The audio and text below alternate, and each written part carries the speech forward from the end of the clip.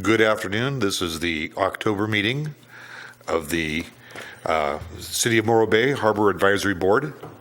It is Thursday, October 3rd. We're at the Veterans Memorial Building on 209 Surf Street, Morro Bay.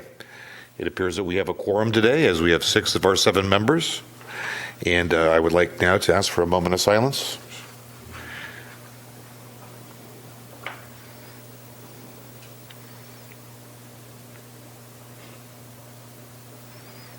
Charisse, will you lead us in the Pledge of Allegiance?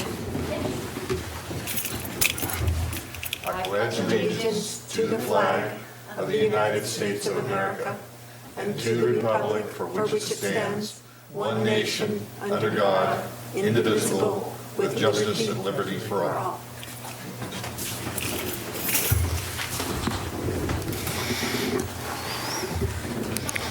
Okay. Chair and Advisory Board member liaison announcements and presentations. Why don't we start with Gene? Anything news? Yeah, several weeks ago I had an incident out in the ocean there, and I want to thank publicly Morro Bay Harbor Department, Port St. Louis Harbor Department, and the Coast Guard. They did an excellent job, and my heartfelt thanks to you for all your help that they did this. Jeremiah? Anything? Owen. Oh, sorry. What's that? Any announcements? Or? Oh, no, not for me. Lynn? Nothing. Charisse? The Harbor Festival is going to be this weekend, and that's it. Dana? Yeah. Along with during the Harbor Festival, there's a couple different things. There's, I think it's in the staff report, a big paddleboard event, and also another harbor event will be the Harbor Cup, which is an annual sailboat race right there on the bay for people to see. So it's not usually advertised in all their big advertisement, but it's another harbor event that goes on. Another thing I have is I reported a few meetings ago about a House bill that was introduced through House Representative from Maine, Shelley Pingree, and she had reintroduced the Working Waterfront bill. It's Keep America's Waterfronts Working. And it just passed through the Natural Resources Committee on September 26th. So it's moving along. It had an amendment that was added to it that had to do with recreational boating, because it was mostly about commercial boating and facilities for that. So anyways, I was asked to keep you updated, and there you go. Okay, I understand we have a presentation by the Morro Bay Community Quota Fund. We have an update. And Dwayne Oberhoff.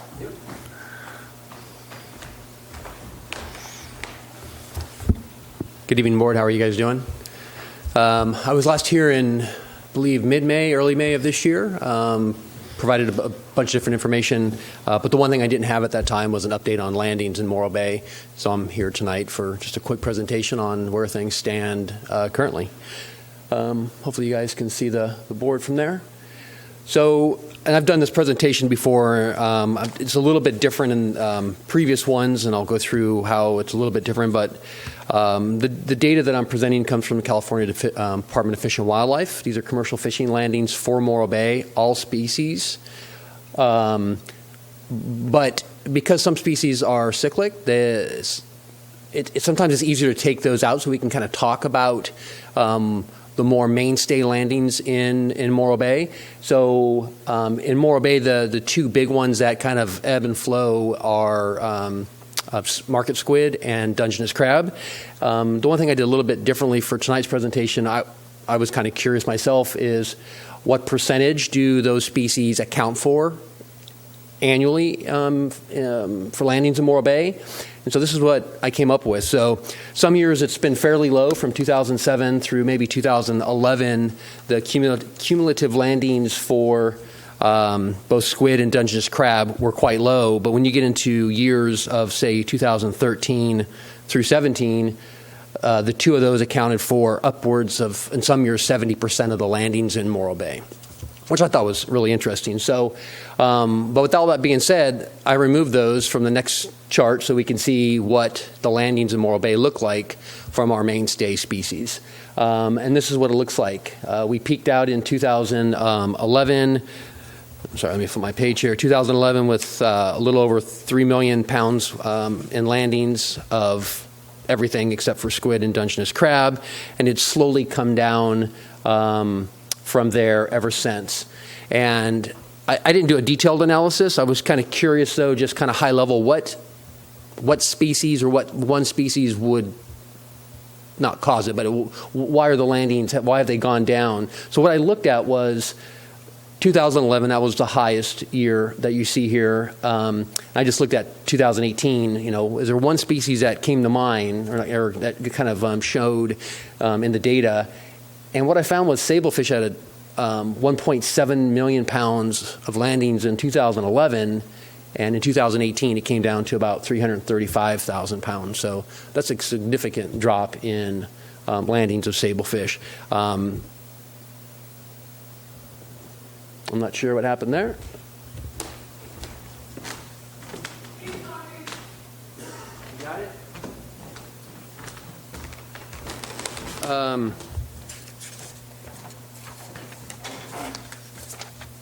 I didn't look at all the other species. I'm sure there were some that were maybe a little bit higher, from 11 to 18. Some were probably lower, but that sablefish stood out to me.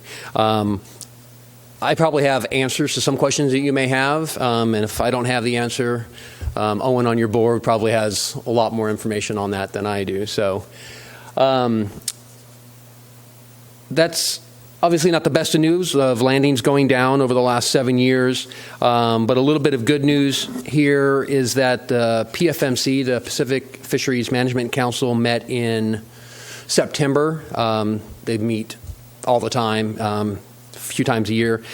And one of the big things that came out of that meeting was cowcod was delisted. It has been a constraining species since the start of the IFQ program. It's an important species. It always has been. It used to be really important when there were lots of trawl landings, but because it was heavily depleted, it became a constraining species where well, I'll get into the details in a second, but the original expectation was that it would have been rebuilt in 2090. It's actually 70 years ahead of time in being rebuilt, which is pretty astonishing. A lot of that can be attributed to large area closures like the rockfish conservation area, non-retention rules, not being able to keep them, and very low allowances for bycatch. Like I said, it has been an extremely constraining species. Annual vessel limits in the trawl fishery specifically have ranged for anywhere from, 390 pounds for the entire year. So one boat, once you caught 390 pounds, you would be done for the year. This past year, 2019, or say this year, 2019, it's 858 pounds. So it's a big increase, but still not a lot of fish. I mean, you could potentially be done fishing in a couple trips if you're not planning your trips and where you're fishing accordingly.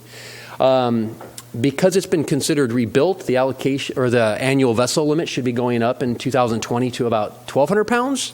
That's just a recommended alternative that they're looking at. But because the cycle for the sector allocations is every 2 years, so it's 2019 and 2020. The real big increase won't happen until 2021, where we can possibly see I put greater than 10,000 pounds. I think it's going to be a little bit more than that. Annual, that'll be the annual limit, which is going to be a huge deal for the West Coast groundfish trawl fishery. It'll be make their life a lot easier, guys that are actually trawling. So other than yellow eye, which is on the list of overfished species, all the other ones have been declared rebuilt. Canary rockfish, Bocaccio, cowcod now. We got one more to go. Yellow eye is not big prominent species in our area. They're obviously here, but not like cowcod. That's a really big deal for us. So that's really all I had for tonight for the quick update. Not sure if you guys have any questions.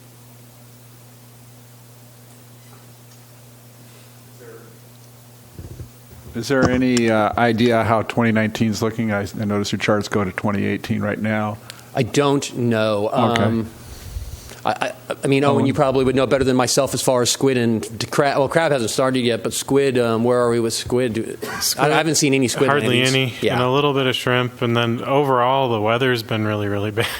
I mean, salmon fishing was good. Yeah. And the crab guys got shut down before their best time of the year this year, so that's going to be pretty bad. But Yeah, you bring a good point, Yeah. Owen. I think actually now that we bring this up, it might be quite a bit lower because Dungeness ended in April of this past year, which is 2.5 months early. Yeah, which might not be their biggest volume amount, but the price gets really value high is at high, that time, yeah. so it's going to hurt the value a lot. And it may not open this year. Who knows when it'll open? It could be delayed again because of domoic acid issues. And if it doesn't open up until after the first of the year, and we don't get those landings in 2019, it could be extremely low, the landings for this year. So, Owen, do you have an idea about the Dungeness crab as far as the restrictions with the lines in the water and stuff? Any movement on that? No, everybody's getting ready as far as I've heard, but I think there's pretty tight rules as far as if there's any whales around, they're not going to let people fish. So they're at least hoping, the guys that I've talked to are hoping for a piecemeal sort of opening as they find areas where there isn't a lot of bait and whales that they'll hopefully, they're getting ready so that it might be for nothing. So that's kind of what I've heard. Dwayne, can I ask you a question? The overfished species, you mentioned canary, cowcod, boccaccio, and I know it was lingcod before that. It wasn't so much a trawl species, but, and this is just asking your opinion, you said cowcod, the projection was what, 2090 something, and it seems like, wow, what a miraculous recovery. How much do you think is attributed to actual recovery versus the stock assessment was probably not very good in the beginning and they thought the stocks were low, and then the stock assessments are getting better? yeah, you're probably right, or it's probably a good point. I mean, NIMS have said in the past that some of their stock assessments were either really conservative or wrong. They were inaccurate. So we could be dealing with a little bit of both with this. It could just be, incorrect stock assessment. It could be maybe some bad science or some bad data associated with it. I'm not sure the exact reason. There's numerous memos PFMC and NOAA NIMS has put out. I could look and see if there was any discussion on that, but it's happened on some other species, like with canary and dark blotch and boccaccio. They were ahead of the schedule on rebuilding. I don't think 70 years, but definitely ahead. Yeah. Actually, I have one other update I probably should have mentioned too. Earlier in this year, a few months ago, I'm not sure, I can't remember the exact date, the Nature Conservancy did another final divestiture to the Morro Bay Community Quota Fund, along with some of the other quota funds in California. We were divested another smaller portfolio of quota that's been added to our existing portfolio. It's kind of hard to quantify it or compare it to other portfolios of quota share in the fishery, but we have a very, very, very large portfolio of quota, a very diverse portfolio of quota, which is a very good thing to have, and it's more importantly, it's anchored here in Morro Bay, so we're pretty happy about that. And do you have any, is the Mariah Lee or any other draggers likely, especially with the cowcod thing? I know that's been, yeah, not for this year. Crab's coming too close. A lot of those boats transition out of the groundfish fishery and move into the crab fishery. I've been in discussion or conversations with the Mariah Lee, definitely looking at it next year again. But once again, and I think you probably understand, Owen, better than anybody, is the market situation in Morro Bay for a trawl boat is a very tough, road to plow. So he's trying to develop markets and figure out some other opportunities. Yeah, but we have a large amount of quota for him to come down and fish. So Yeah. Thank you very much. All right. Thank you, guys.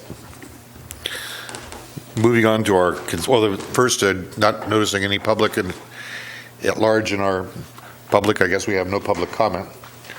So we'll move on from there. To consent calendar, do I have a motion to approve the consent calendar?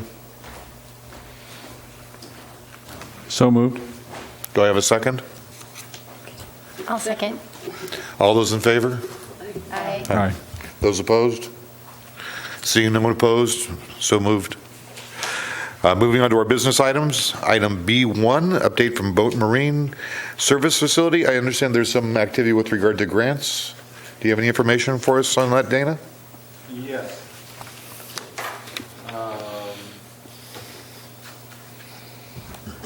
Yeah, our ad hoc committee met September 18th, and we had Harbor Director Eric was there, and Ron Reisner, myself, Pandora Nash, Carner, and Lexi Bell, along with a gentleman, Louis Tornatsky, who is a longtime grant consultant. And it was an opportunity for us to just kind of have someone tell us about grants and how you go about getting grants, where you look for funding, and how you go about it. So I would say, for the most part, I think the advice was pretty reaffirming of some of the basic knowledge that we had. One thing he really was talking about was getting partners. When you're looking at a grant, the more people that you have, other organizations that you have along with you, really helps, especially if they're nonprofits or public entities. That's helpful. And so he also mentioned one of his big things was meeting with them. If you send an application in somewhere, get a hold of that contact and put your face on that, and who you are, talk about your item, take them to lunch, whatever it takes. He said that's really important. Of course, that sounds easier than it might be, but we'll see. Well, it was all very informative, and then we talked about, after his presentation, we just kind of talked about what we were doing next, and so we came up with some list of partners that could possibly be involved in helping us get a grant for a full feasibility study, is what we're after right now for the marine facility. And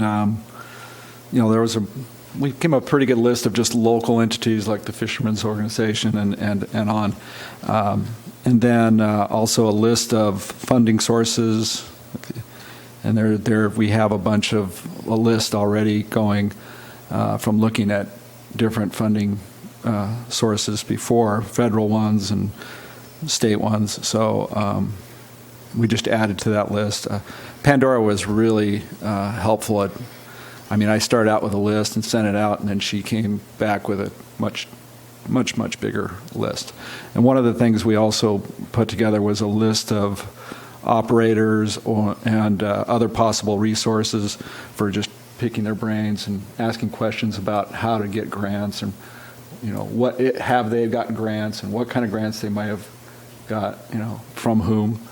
And so I think our next thing is we're looking forward to the next fiscal year of grant funding, and we'll probably put out portions of the list to different people on our ad hoc to especially to look at making some contacts with some of these other people. Thank you. Any questions from the board? Okay, moving on.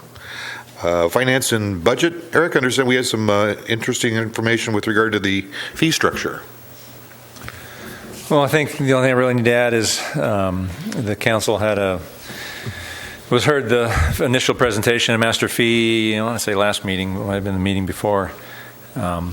And in terms of all the harbor fees and all your recommendations, those went forward. The council generally just accepted everything and accepted the Harbor Advisory Board's advice to put off the slip fees and the liveaboard fees until we engage with those two communities. So haven't engaged yet with them. I just started on liveaboards, gathering the information and getting to them, and then still I think we're waiting for a few fishermen to come home. From what I understand, Albacore is doing pretty good, so that may be a little bit longer than anticipated. But that's it. Just fee process is going forward as planned, and we're going to take a stall on those two items until we get to those constituents. Thank you. Any questions? All right, moving on. Eelgrass, anything new, Lynn? Nothing new on eelgrass. Okay, update on the harbor lease management policy update process and general harbor board input on the Measure D building lease, percent sales growth auditing, and lease site inspection and repair elements of the policy. Sharice? We're going to defer to staff? We're going to have Eric take care of the main bulk of this. Sure, and I'll maybe ask you to jump in at some point. So the lease policy update is going well. We're working through it at a pretty good clip. We've got a working draft, and Ron, as you know, joined the group a few meetings ago. So we're working through it, getting lots of good modifications and edits to it. I had intended to bring a little more to you at this meeting, but decided to just bring things a little more conceptually. We'll talk at the end where we may want to go in terms of what the HAB wants to see as a final product. But right now, there's kind of 4 areas I want you to look at and think on the more, not down in the weeds level, but not at the 30,000-foot level, somewhere in between. And those are the 4 items in the description or in the subject matter. One is Measure D and how to treat Measure D, a little bit of information about building leases, percent gross auditing, and then maintenance auditing, and really looking for a conceptual direction from the HAB or ideas from the HAB. And as I get into those, hopefully that'll become clear. So in terms of Measure D, the existing lease policy in the italics in the staff report, that's pretty much all that the existing lease policy says about Measure D, other than the 3 areas, the 3 different leasing areas it mentions, the Measure D areas being commercial, recreational, fishing dependent. So the question came up on the policy group is this policy document the place to really get into Measure D and what we do or don't want to see with Measure D? Or should that really be left to the general plan, local coastal program, waterfront master plan, all the city's planning and permitting documents, and then the lease policy would then implement those where it became applicable in a lease, but really most of it would live in those documents. Staff would recommend that it would live in those documents. That would be the more logical place where maybe you can give some very broad outlines of Measure D and what it is, but not really trying to get into any directional verbiage in the policy with regard to Measure D. So probably just maybe take them one by one, maybe the easiest. All right, let's do that. So if any questions on what we're looking for? So we're looking for input, from what I understand, from this body with regard to the policy currently has a statement in it that reads, policy document in the place this issue should be addressed, or is it best addressed to the city, the rest of the plan? The current verbiage reads, in the CF district, the city should attempt to consolidate leases in the area between the T-piers to facilitate marine-dependent redevelopment, such as a seafood processing plant. And that's in the lease process document? That's in the current lease management policy. Right. Any comment from... Well, that statement in the CF district, there's only 5 leases right now that are in that area there, and they're already consolidated basically together. So I don't even understand why that statement's even in there.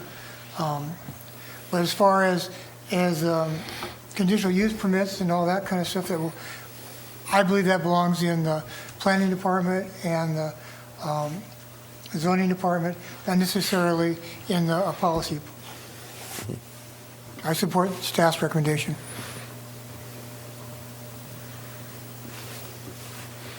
Any other comment? Nope, not on this one. And you do have the comments from Chairman Reisner as well, who submitted them. He's obviously not here today, and he Right. agreed it belongs in the various planning documents. Right, it should live in the various planning documents. My comment would be that our document should support the city's general plan, local coastal plans, programs, and the waterfront master plan. And any statement beyond that becomes, one, if you read this independently, it sounds like it's directive rather than a policy.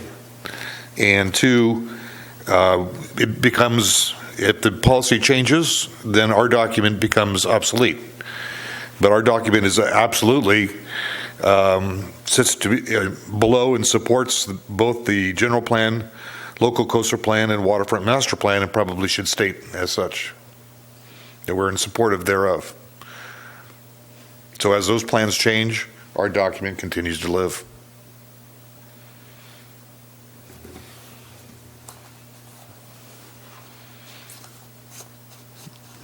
Anybody else? Anything else? No. Okay, so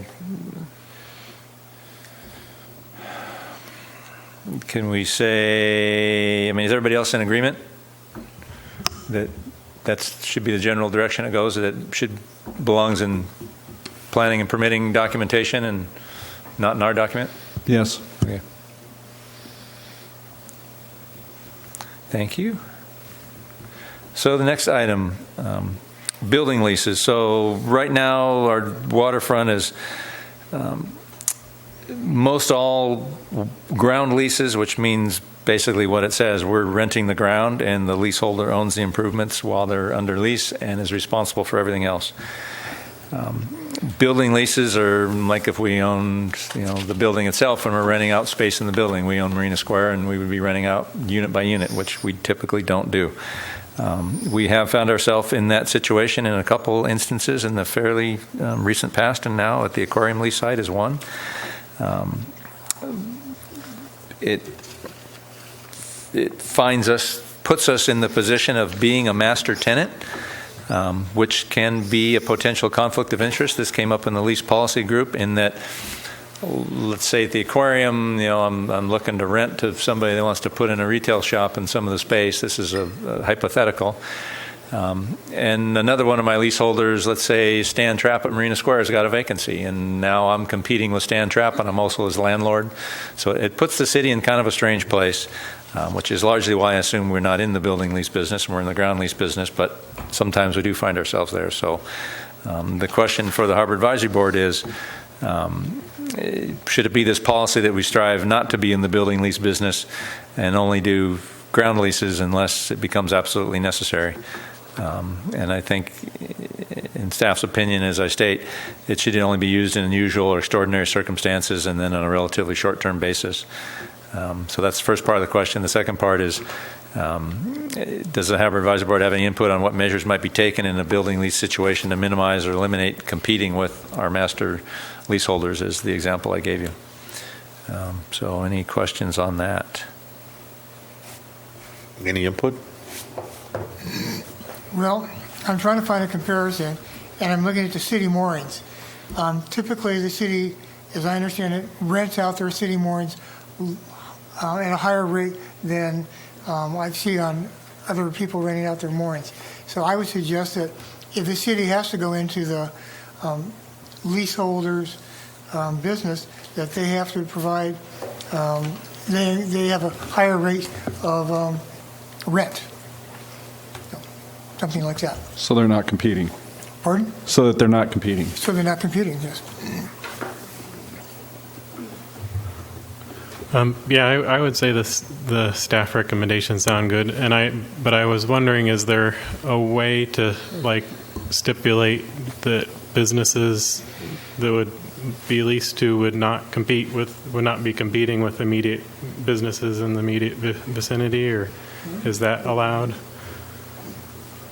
So in other words, if we were considering renting to ABC Trinket Company, that they're not a direct competitor with any other of our lease sites? Is that what you're saying? Or at least not in the immediate vicinity, like not right next door or something to that effect. I don't know what might be possible there, but.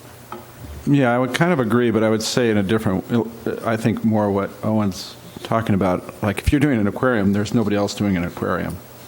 So, I mean, that's kind of, first of all, it's marine related, so we want to see that in our working waterfront. And they're not competing with anybody else. So if it's a special business or opportunity that no one else is doing, but on the same hand, I'm pretty much good with what the staff recommendation is here.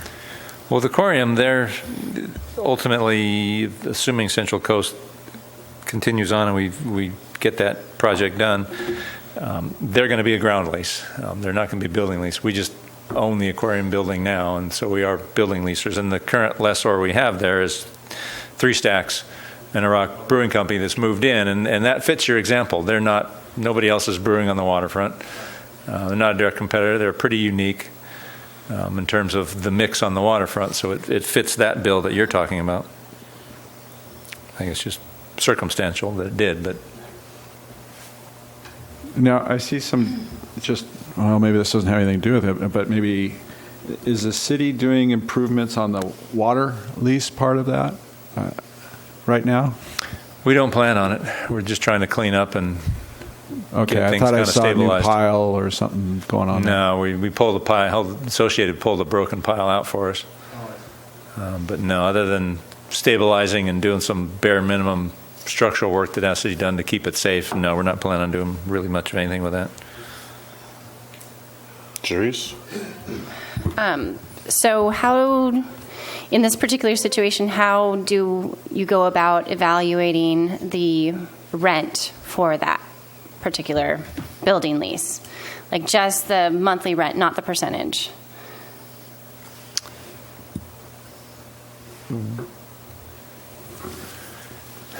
The same as we do in our other circumstances, we do it to fair market value. Based on property, not necessarily like what another shop of similar style, trinket, whatnot, pays per square foot. It's more on property taxes, right? Or are you looking at fair market value rent square foot that is like what the next door neighbor pays? Or are you still going, because when you do the master lease ones, you do property value. The ground, what the dirt is worth, is where you decide what your monthly rent is for a master leaseholder. But this particular one, all the improvements are already there. And so in order to answer the second part, I would say that it needs to be fair market value with the actual businesses next door to them. Right. So in this instance, to be absolutely honest with you, it's the first one we've done, and so I'm not saying we're making it up as we go, but it's treading new ground, and we don't have anything determinate in terms of policy to deal with it. Our current lease policy has a building lease percent gross schedule in it, where the numbers are a little bit higher because it's a building lease and not a ground lease, because they're not responsible for as much as you are in a building lease. That's generally the basis for the percent rents. In the Three Stacks instance, it's a little bit of both of what you're saying. It's attempting to use comparable per square footage rental rates, but also they're putting a significant amount of improvements into it.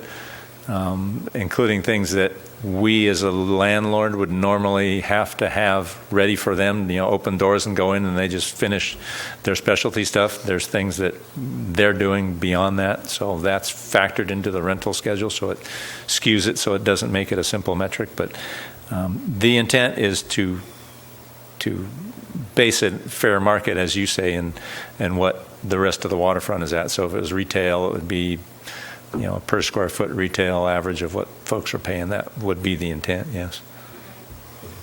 And in, there's a lot of moving parts to it. I know that that's a building that they don't necessarily need every single square foot, and what are you going to do with it if you have somebody else?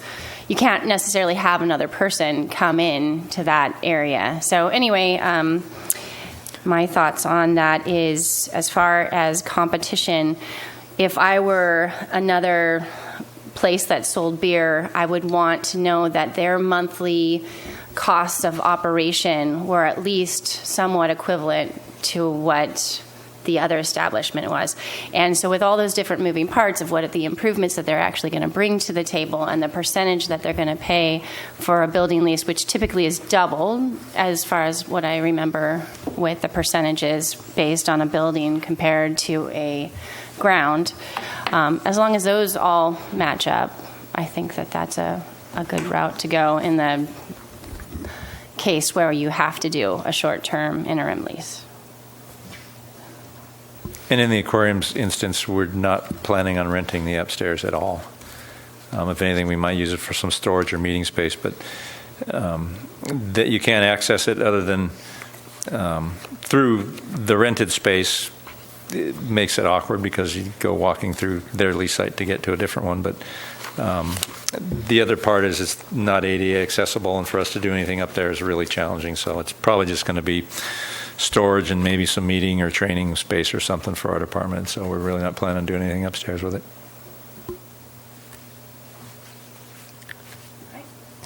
Lynn?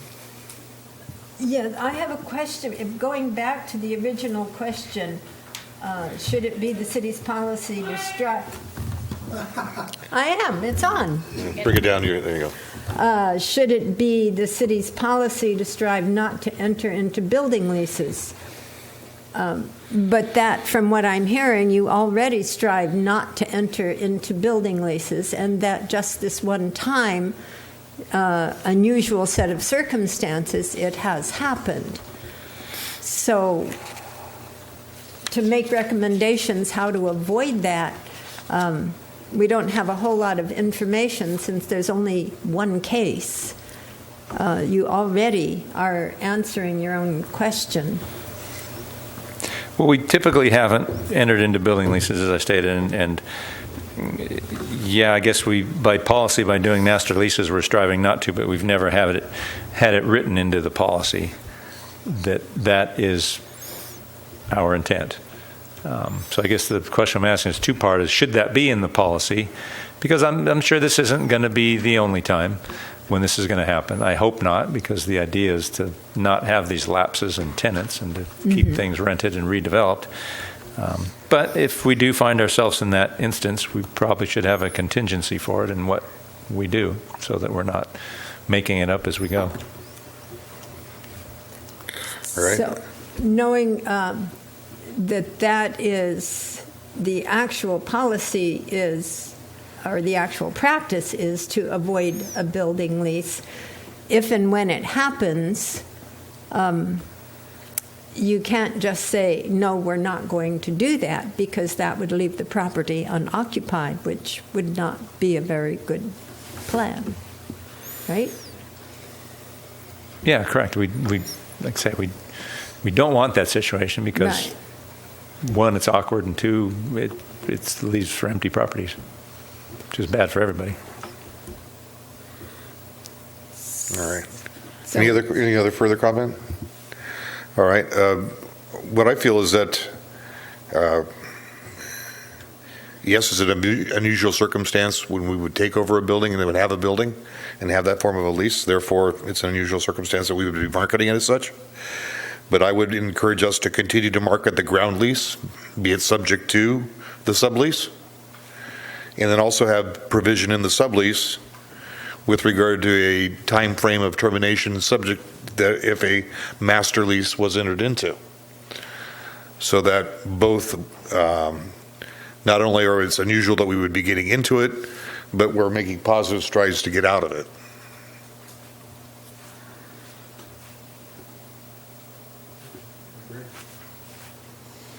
Yeah, I would agree. And my question, I have a question that kind of relates to that.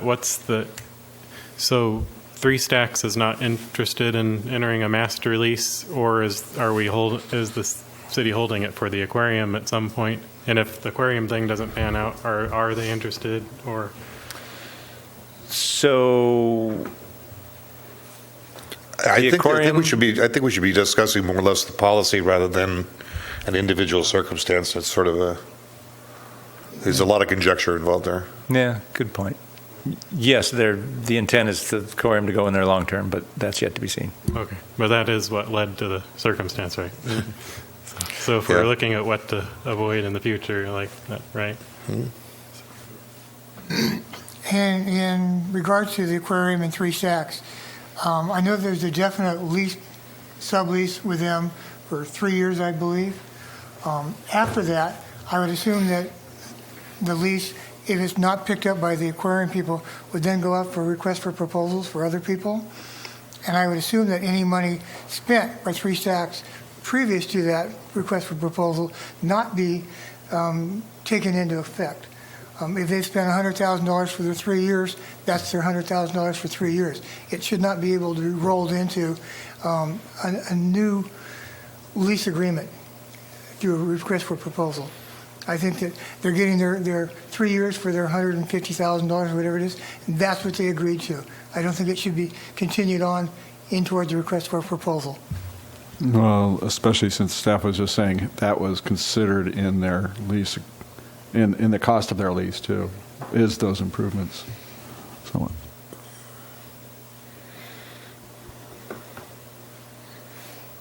Anything else? Any Yeah, other you're starting to further get into the input? weeds of that lease, which isn't what we're needing to be talking about. So it sounds like the staff recommendation generally is the case. Ron concurs as well. Special circumstances, short term. Oh, and I like your idea of putting something positive in there about making sure there's an end game to this. Okay. Anything else? Okay. Next item, percent gross auditing. So current policy states we should audit for percent gross, meaning check people's books to make sure what they reported and paid in percent gross matches what they actually made. Current policy says we should do it every 5 years. It's been staff experience at auditing every lease site, which there's 30 that represent 90 business every 5 years, is a very daunting and expensive and inefficient proposition. We tried to do that when I first started as harbor director, and we added an additional burden to ourselves of going back 3 whole years instead of just doing 1 year. But I think even 1 year would have been overkill in terms of, or not overkill, overload. So it's our opinion, staff's opinion, that we should be auditing lease sites every year, but auditing approximately 1/5 of them, or at least a number of lease sites that represent 1/5 of the businesses, so that you can divide them up evenly. And we're just constantly cycling through every year, auditing X number of lease sites that represent 1/5 of the businesses.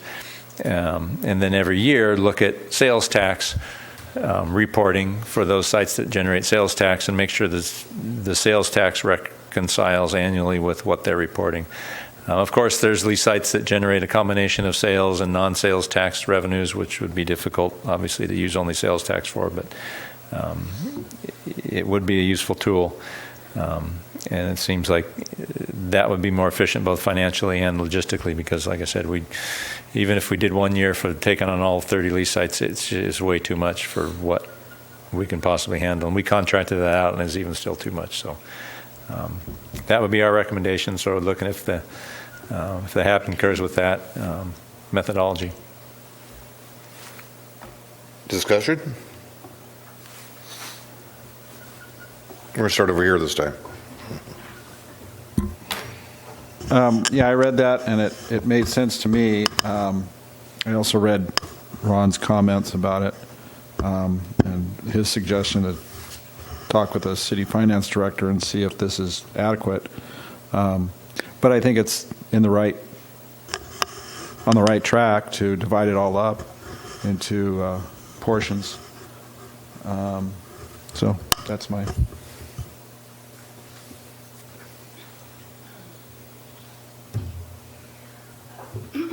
Okay, so if you took 1/5 of them, are you going to go back 5 years, 7 years? How many, or just 1 year when you audit them?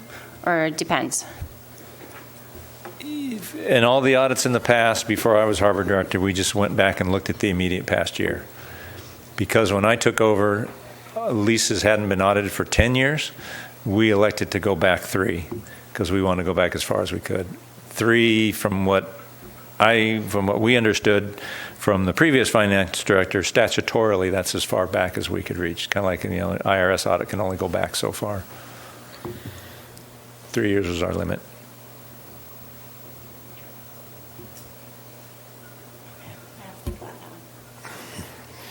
Lynn? It seems to me that you are following the policy. The current policy, it does not state that all of them have to be done in the same year. If you do 1/5, 20% every year is the same as doing 100% every 5 years. So Yeah, over a it's 5-year cycle, they would all get done. they would all get done. Yes. And that certainly makes more sense. Yeah, I agree that that aspect makes more sense. It does seem like going back at least a few years might be good, because then it would be kind of like roulette for the businesses, as the economy goes up and down. The ones that happen to hit the peak in that 5-year stretch would end up potentially paying a lot more, right? Yeah, and one aspect we looked at in the policy group in terms of making it somewhat random is when your year comes up, let's say we go over and we get around to the Dutchman, this year the Dutchman comes up. Well, we can choose any one of the past 3 years. We don't have to choose the immediate past year, and that gives it a little bit of randomness. Does the Harbor Advisory Board, does the Harbor staff do the auditing, or do you hire somebody? We've hired a CPA to do it typically. Okay. I support the staff recommendation. The only concern I see is that if we have a 3-year reach back and we've got a 5-year cycle, that we've got 2 years out of every cycle, or 40% of every cycle, that is invisible to an audit. That's the only concern that I see that would be problematic.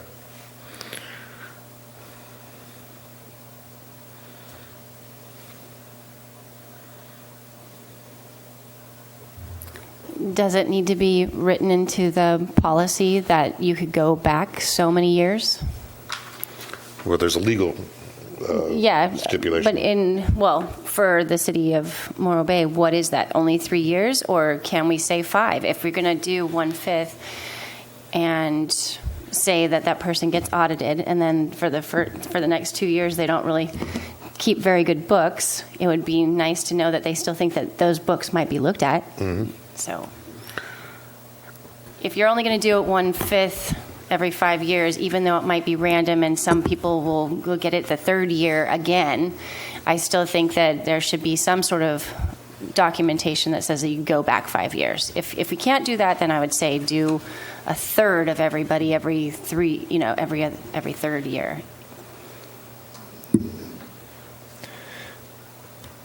Our leases, I wish I would have brought a lease now, but our leases stipulate we can go back at any time. It doesn't say we have to wait 5 years. If we do one this year, it doesn't say we can't do another next year. We can do it any time. The 3-year stipulation was the previous finance director understanding of how far back we can go. I have not posed that to current legal or finance folks. It may be that we can go back 5. I don't know. It sounds like that's maybe a question we should ask, because then that would address that concern of, okay, every 5 years somebody rolls around, well, we can choose any of those 5 years. Mm-hmm. Right. I mean, that would give it more flexibility from the randomness standpoint. So we'll check into that. I mean, if we can go back 5, there's no reason we, couldn't decide any one of those 5. I don't know how you would decide which one of the 5. Get a bingo wheel and number pops out or whatever, but we'll look into that. There's an app for that. Yeah. Do you not have the right to audit if you are suspicious of something, any business at any time? Yeah, we can audit any time. We don't have, the policy just says we do it every 5 years. This is just No, we don't have to wait. a bare minimum that Correct. an audit is considered necessary. Correct. And what we're looking at in the lease policy now, and from a staff standpoint of wrapping our arms around this, a new methodology of cyclically doing them all over 5 years is every year, like I stated, we look at the sales because we know what the sales tax reporting is, and we look at sales tax. Like I said, if it's a pure retail shop that just all their sales are subject to sales tax, it's going to be pretty easy. For somebody that's mixed use, with maybe some slips and some, I think all the food service is taxable because it's all restaurant, but if they got some non-rental, Kayak Horizons, for example, that's not taxable, that's rental, so you couldn't really use that. But most sites generate sales taxable items that you could pull off, and annually, what we're looking to do is annually look at, when we get the percent gross reporting at the end of the year, get the sales tax reporting as well, and compare the two annually, and then if it looks reasonably close, there's some acceptable margin of error, then we're good. And if things look way off, then we could pull it out that year, even though maybe this business wasn't going to come up for 2 years down the line. Oh yeah, we're going to pull you because something looks off here. Yeah, we can certainly do that. Yeah. So that would prevent complacency on the part of the businesses to not maintain good record keeping. Yep. Seems good. Any further input? Okay.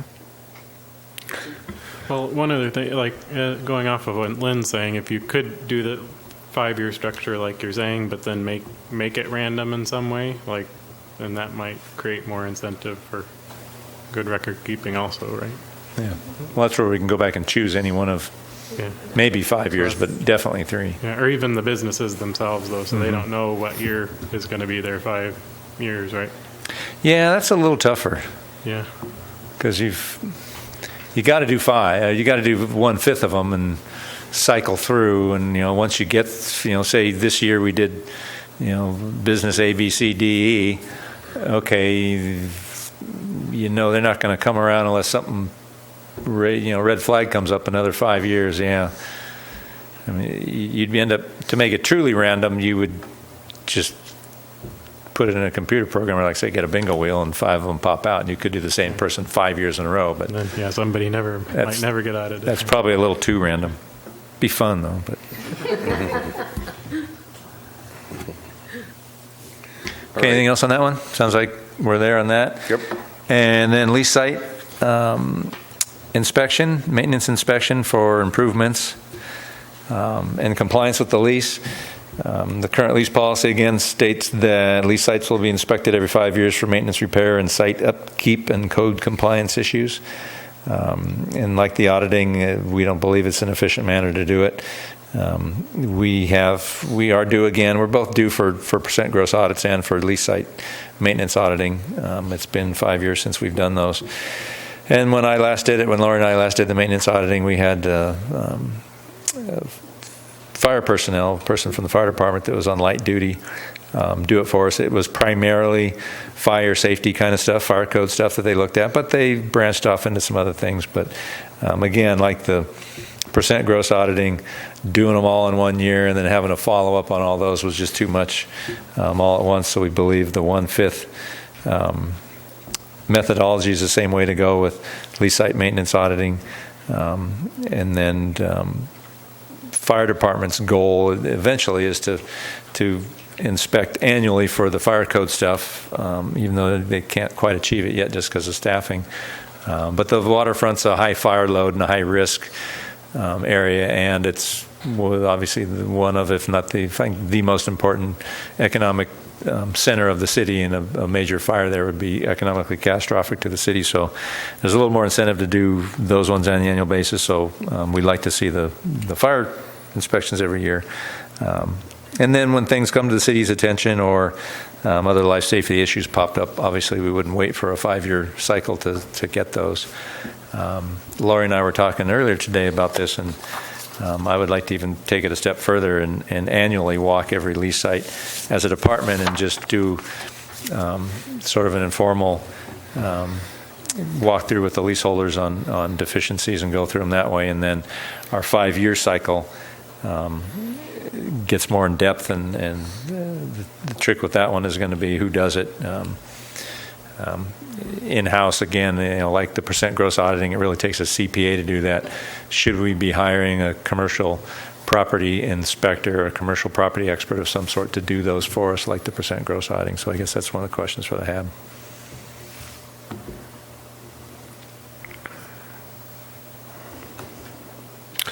We're going to start in the middle this time, Lynn.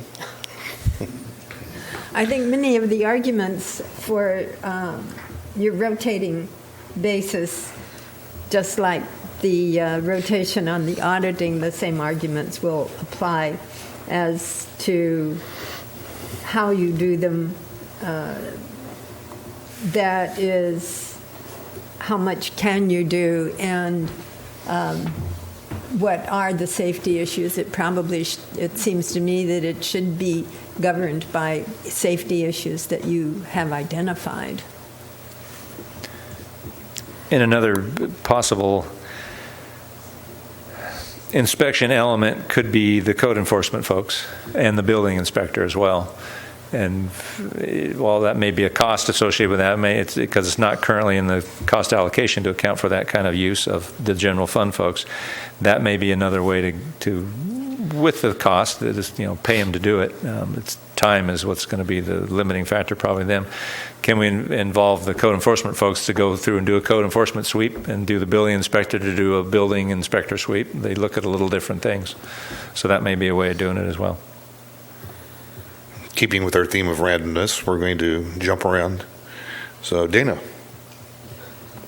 Yeah, I agree that this is another good methodology for this as far as the amounts. I was kind of worried that there was maybe too much of a variety between lease sites as far as the state of them or the age of them, and there might be some that need more. But I like your idea of doing the once a year walkthrough. That way you can have things on your list for different sites. So I would agree with the staff report. Shreese? I agree with it. I agree with it also. And it really seems important that the fire department gets on board with checking out their end of it. Jane? Ron brought up a point in his letter that what is presently missing from the city's waterfront lease policy is a adequate identification of the macro physical elements requiring inspection. I like that idea. There should be a punch list and say, hey, look, we got to look at the pilings, we got to look at the revetment. I've done a lot of this kind of work, and I think that have some things that look at and say, yeah, we've got to check this off. And Dana's idea that some buildings are much older than others. Some of the structures are much older than others.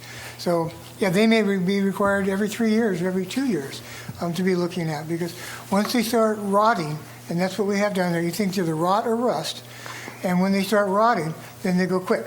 So it doesn't take 5 years for a piling to disintegrate. It can go quickly within 2 or 3 years. So, and I like the idea of the fire department going through and looking at things every year. And I know the building inspector is trying to keep a heads up on all this kind of stuff, but that he may need some help on reviewing some of the structural elements. So. I had a couple thoughts. One was, is it incumbent on our staff to perform these inspections, or is it incumbent that the inspection occur and the master leaseholder hiring an outside party to do so? Currently, it's incumbent upon the city because the leases don't say, with the exception of the seawalls and revetments and water lease improvements, and even then, the current language we have is not very definitive. For the landside part, it just says the leaseholder has to maintain. It doesn't say you got to inspect it and give us a report every X number of years. So it's. Is that something that maybe we should write into those leases in the future? You could. And if we're providing that service of doing an inspection, should it be fee-based?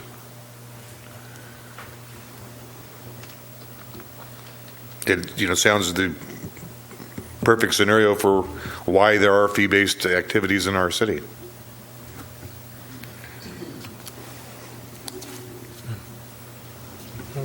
I would throw in that since it does say they're responsible for maintaining it, that maintaining it is making sure that it's in decent condition, right, in safe condition, Absolutely. which is inspection. And they would need to have that inspected by somebody that's qualified to say so. A lot of landlords would walk out on a pier and say, gee, it looks good to me, and not be able to tell you that there's something wrong.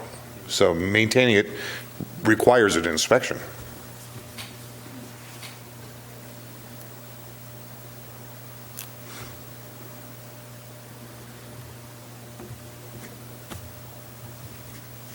Any further comment? So are you recommending that be written into to be specified in the lease and not just made an assumption? That would be my recommendation, is that that an inspection occur as part of their normal maintenance. You're talking about onshore inspection, building inspection, land inspection, because they've already required that the revetments and the seawalls and the Right. and the pilings already be reviewed every minimum of every 5 years. Right. Yeah, that would be a complete change to the lease template in the leases, because it's not currently in there. It would take quite a while to implement, because obviously we've got leases all over the map in terms of term. We've had some in the last 5 years that are 50-year leases and some that are 20, and be a long-term goal.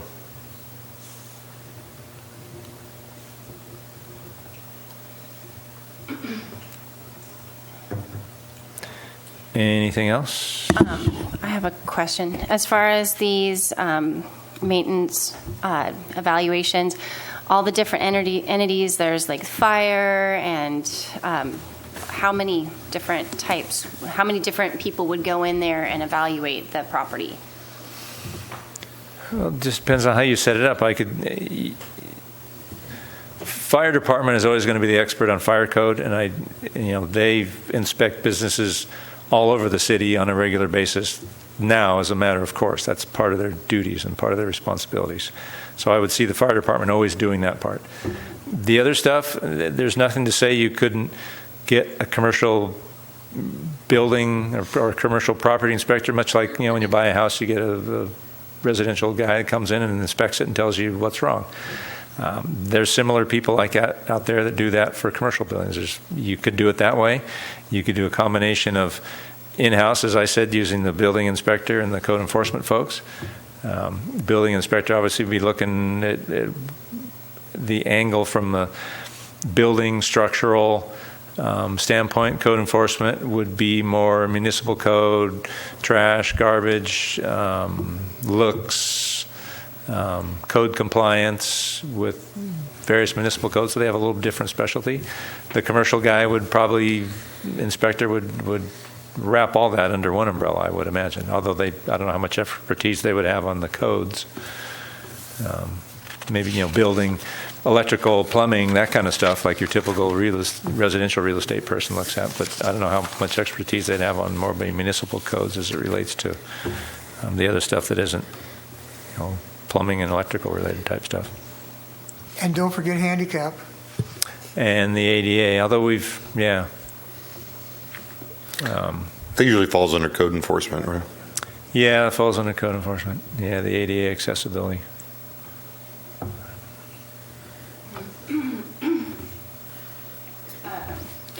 Well, just my thoughts on that is that when you're going to break it up into 1/5, perhaps maybe a little lighter load, because it seems like each different factor of that, the fire department, the zoning, all of them are full. If we did do, zoning does it 1/5 of the properties this year, and so you kind of separate it that way, and then maybe alternate with the fire department doing other properties on that year. That seems like the only two really in the wheelhouse, besides paying somebody outside to go and inspect the properties. I would say inspecting the properties might be based, that kind of like paying an outside person to come and look at it. I would say you'd have to look at that from the perspective of how old the building is and how long ago an inspection like that happened. So anyway, there's a lot of moving parts to that. But as far as like the city doing it, you've only had like the fire department primarily, and then sporadically do the zoning or the code enforcement. Not necessarily every 5 years has been the practice. Mm-hmm. So anyways, at least between those two, alternate them, so it keeps Yeah, them you on could their further. toes. Yeah, it's an interesting aspect of alternating. Even that's kind of like a sub-alternating. You're alternating every 5 years, but then you're alternating up what you're focusing on every 5 years, so it breaks it up even more. They get checked on a little bit Yeah. more frequently than every 5 Yeah. with a big wham bam.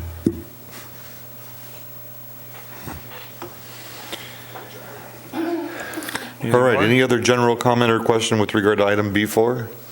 My only other question I have for the Harbor Advisory Board, and I spoke a little bit to this earlier, we're going to swing back with the lease policy at some point.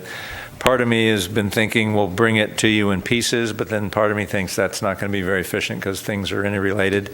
So I kind of want to ask the HAB what you would like to see. My thoughts are bring the old policy, bring the new policy, not a red line, because what we've done is we took an outline of all the things we wanted to see in the new policy and put it into a somewhat logical outline order, and then took the old policy and the things that spoke to in the new policy, we just cut and paste and put them into the new policy as placeholders, and then have started editing off of those. So I don't think a red line is going to do much good because it would just be a major mishmash. We're not going to have the old policy with a red line of it because the new policy is way more comprehensive and longer. So my thought is old policy alongside the new policy, present it at once, build it around the Harbor Advisory Board meeting where that's pretty much all we do, unless there's something else that needs to pop up and we spend a whole evening on it. You'll have the ad hoc or the subcommittee of Sharice and Ron obviously been working on it, and they'll have good input and good experience with it. So that would be my thoughts on how we present it, and then whatever recommendations may come out of that, and then we'll probably cycle it back through the policy group, the whole group, 1 or 2 more times to do fine tuning on it before we present it to the council. So how does that sound? I much prefer spending one evening on it and doing it all at once rather than piecemeal. Okay. You lose continuity way too much. Yeah, that's what I thought. Only working on it in small Yeah. bits. Okay, so that's what I thought. That's been my most current thinking. Okay, all right. That's all I got on that one. Moving on to business item B5. Discussion of the role of the Harbor Advisory Board in reviewing City Council goal and work plan items, and the Harbor Advisory Board's role in meeting schedule generally, including reporting of findings or action items to the City Council with recommendations to the City Subcommittee for consideration.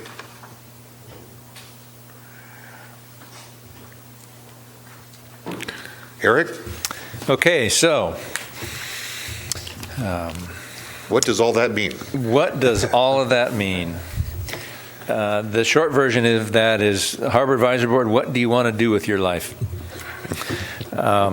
So the City Council established a subcommittee of council members, Mayor Heading and Councilmember McPherson, to look at all the bylaws of all the city's advisory bodies and make potential recommended changes to those bylaws. There's interest in getting things consistent.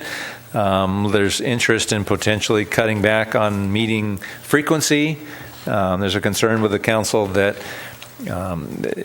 Planning Commission really needs to meet twice a month because they have a lot of business like the City Council.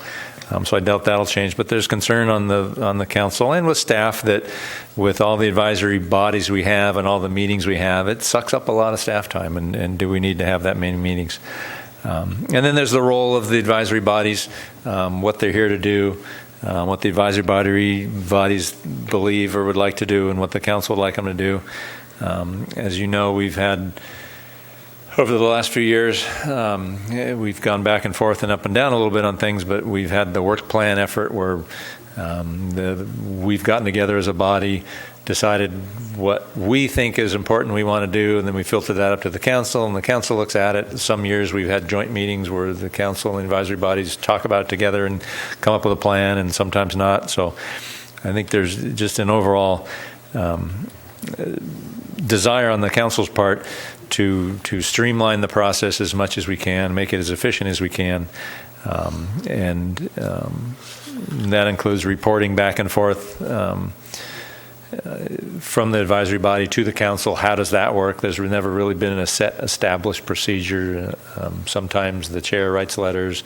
Sometimes the liaison will bring things to the council. Sometimes staff will bring it to the council. There's been no set way of doing it. So the council is interested in reviewing all that and reviewing your bylaws and the role of the advisory bodies, and just querying every advisory body and really what's, the three big questions, or four big questions, I think, are what do you see your roles and responsibilities as being? As you know, in our bylaws, they state, we've got, I think, 4 numbered items in the Harbor Advisory Board bylaws that say what our purview is. They're pretty broad. And I don't think it's limited to those things, because there's other sections in the bylaws that state, the advisory bodies have a wider purview than that. So I think, what is your role? What do you think your roles and responsibilities should be? Timing and frequency of meetings. Right now, we meet monthly. First Thursday of the month. I don't know why we ended up with first Thursdays of the month, but they tried to divvy all the advisory meetings up so they didn't overlap and they were spread out, and we ended up with Thursdays for some reason, first Thursdays. In theory, we have 12 meetings a month. We meet monthly, but typically we've canceled January and July because of holidays. And sometimes we've canceled some other meetings just because of conflicts with staff and other things. So what do we think our timing and frequency of meetings should be? When I started as director, our meeting time, actually when I started, when I co-managed the department with Sue Lichtenbaum, when our previous harbor director retired, our starting time was 7 p.m. Gene, you remember that, which I think was to accommodate certain members. Decades ago, we moved it to 6 o'clock to match the city council, and then when city council went to 5:30, we went to 5:30. So where do we believe we want to be in the meeting time and frequency? I think following council's lead with 5:30 is a fine one, but you may have a different thought on that. And then work planning and prioritization. As I said, when the city manager, Dave Buckingham, was here, we put together a pretty robust work plan program where we went back and forth, had multiple meetings back and forth with the council, and came up with a work plan and tied to the goals. Some years we've been a little looser on that. So, how do you believe we should prioritize and do our work planning to come up with the things that we want to do? The advisory bodies are primarily reporting to the city council and assisting the city council achieve what the city council's goals and objectives are. So that's always number one. So how do we achieve that? And then other things that arise, how do we want to pursue those and look at those, and how do those fit into the prioritization? Obviously, if the council has tasked us with 15 different things, and those 15 different things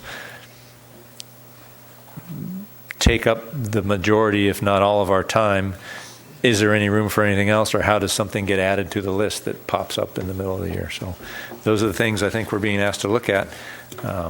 And that information will be brought back to our subcommittee, and then eventually back to the council.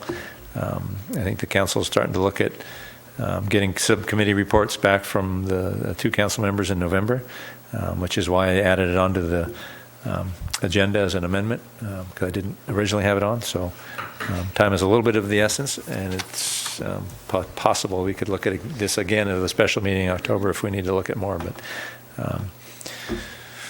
so we'll see where it goes. I see a lot of potential rabbit holes here that we could go down. I guess we'll just start off sort of item by item or bullet point by bullet point, and see where we can get with them. So again, it's sort of roles and responsibilities. in purview and what we believe we should be looking at, timing, frequency of meetings, how we prioritize and develop a work plan, and what we want to do, and how do things that pop up fit into the mix. Okay. Okay, so you want to start with roles and responsibilities?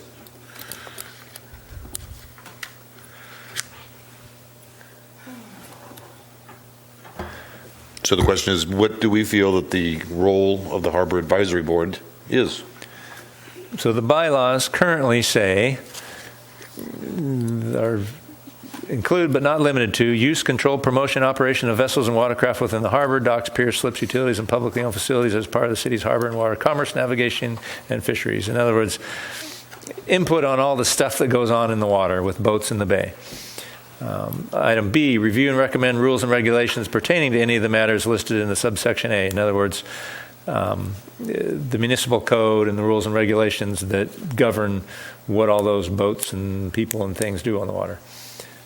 Item C, review and recommend rates, tolls, fees, rents, charges, and other payments to be made for the use and operation of the harbor, which is obviously was the master fee exercise. That doesn't say anything about leases on here, but Other than rents? which the HAB typically hasn't gotten deep into, although there's the administrative fees that you did with the master fee schedule. That's probably about as far as the Harbor Advisory Board would go with those. But all the rates, and then item D, the Harbor Advisory Board should make reports and recommendations to the various city boards, commissions, and the city council, primarily the city council, on matters relating to activities within the harbor. And then when requested to do so, we'll review items referred by other city boards, again, primarily the council. In other words, if the council pops up in the middle of the year and says, hey, we want you to go look at this. I think the wind farm was one of those that popped up a couple of years ago that the council said, hey, run this through the Harbor Advisory Board and see what you have to say. So stuff like that is item D on there. So that's what's in your current bylaws.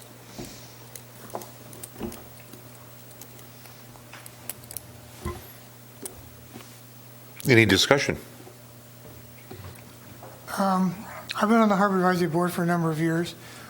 In the past, I think that what the Harbor Advisory Board is very, very important. As listed by Eric here, we're the ones that communicate with the people on the water, and this is their place to give a voice to. I think it's very important that we continue that. In the past, items brought up to our Harbor Advisory Board, we looked at, determined whether it was important, what was important, and we made a recommendation. We advised the City Council on what we thought was the right course of action. Recently, the last several years, our recommendations are subject to review by the City Council, whether they want to accept our recommendations or whether they even want to table our recommendations. I'd like to see it go back to the way it was before.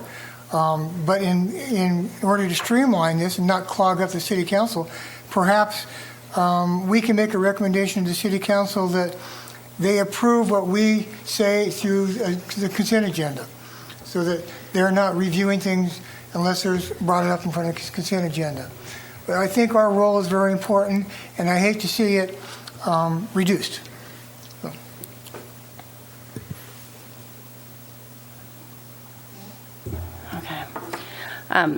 I feel that as far as what's here, unless somebody else can see it, I don't see a whole lot as far as what we're supposed to advise in regards to lease sites.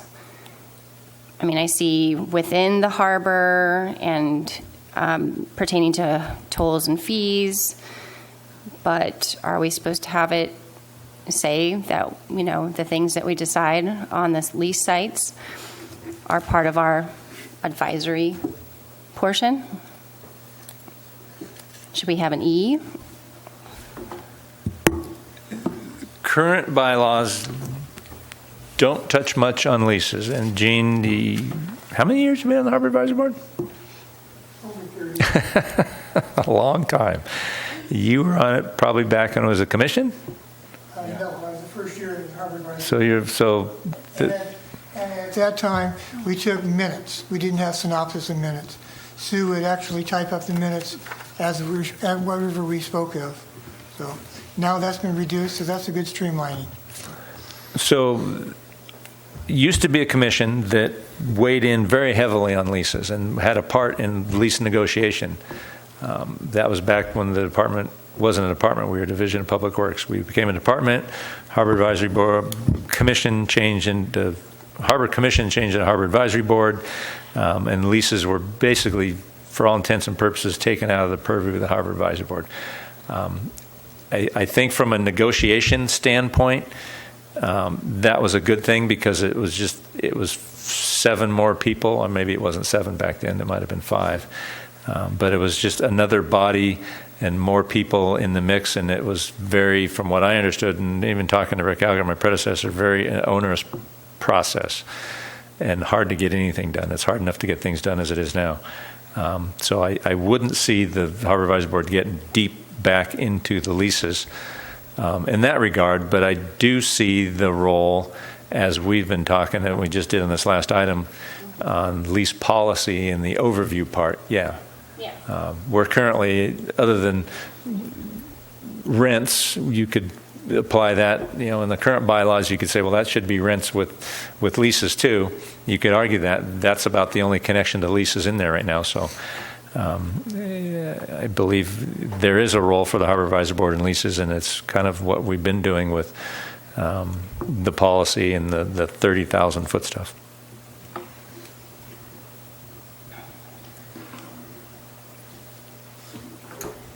Eric, maybe you could make comment on how between the bylaws and the Tidelands Trust, those mesh or don't mesh. This entity was established by the Tidelands Trust initially, was it not? Or no, because the Tidelands Trust existed, they needed an entity. The Tidelands Trust just says, this is public land, and the city, you have trustee ownership of it, and you have to manage it for all those uses stipulated in the Coastal Act, and you must charge fair market rent and make money and put everything back into the trust and do improvements, and it doesn't stipulate how you govern it. It's more of a financial responsibility document, fiduciary responsibility document that says you're in charge of it. Doesn't say how you're in charge of it. There's, yeah.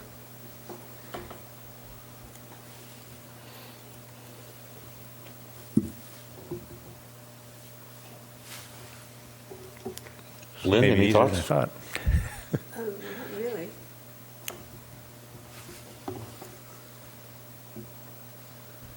Any other further thoughts? Come on, Dan, speak up.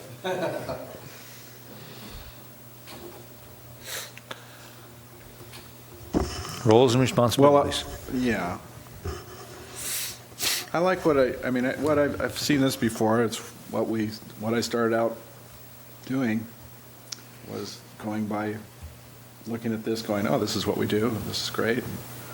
I agree. It's really important. I think the harbor is something that we all probably we take it for granted how much we're around it and see it, whereas your average citizen probably doesn't know that much about it. And you can see that sometimes when you watch other council or advisory boards and stuff. They maybe don't really know what's going on here. So I do think it's very important.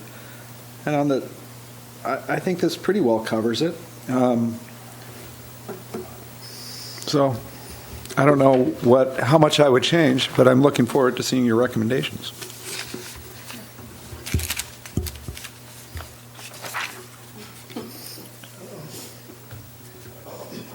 No, well, I'm querying you on what you perceive these things are.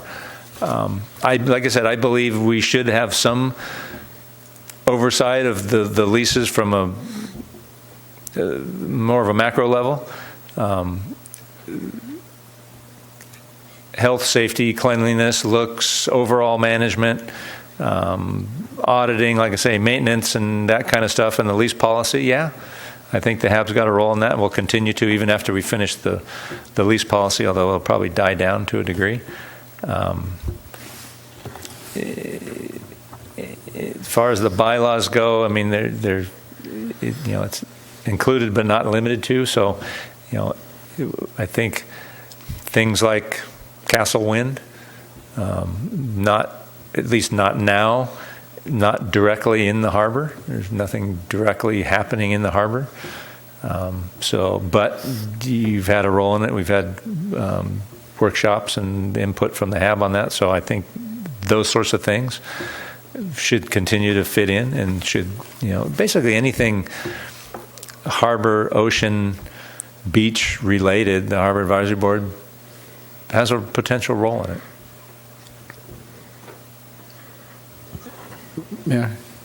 Yeah. I kind of go back and forth sometimes. Sometimes I think like, oh, we should be a commission, or we should be a port district, or whatever. And I've seen more development on the waterfront in the last 5 years than in the last 20 years. And there could even be more so coming up with the wind farm and things like that. I think that's really important. And I just, personally, I don't know that I have the time to do that, to be a commissioner where we have that much more work. But I could see the advantages of that and the good possibility of a need for it. So just the years that I've been on the Harbor Advisory Board, I've seen things excel in as far as the amount of work that we do. I think the information that we put out.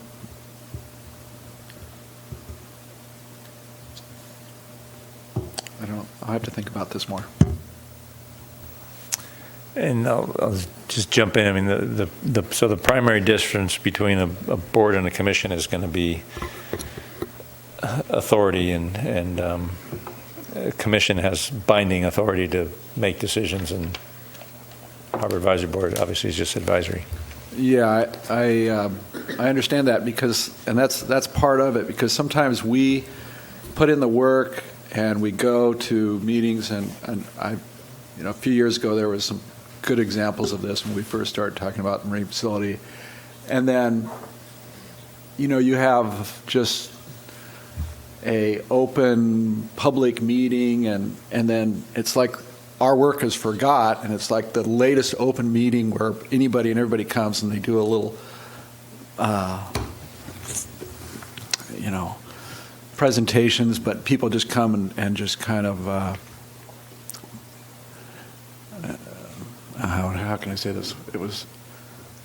They would have their tables and everybody just start going at it, and it was stuff that they were just thinking of for the first time and putting down. But it seemed like the city was taking more of that seriously than what had been previously really worked on. So that's where sometimes I think like, well, I would like to see the city council take, what we have a little bit more binding than just your random citizens group that might show up.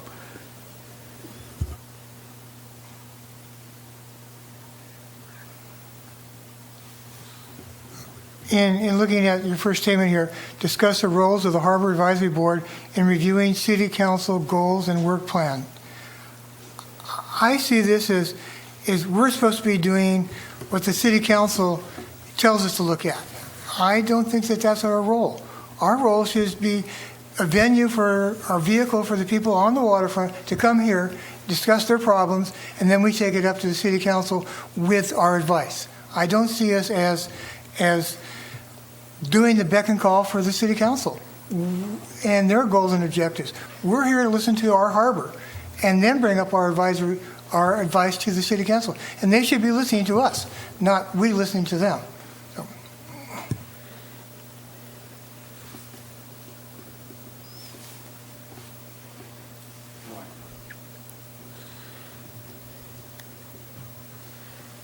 I hope we get this all down. Should we move on from roles and responsibilities to the next bullet point? Yeah.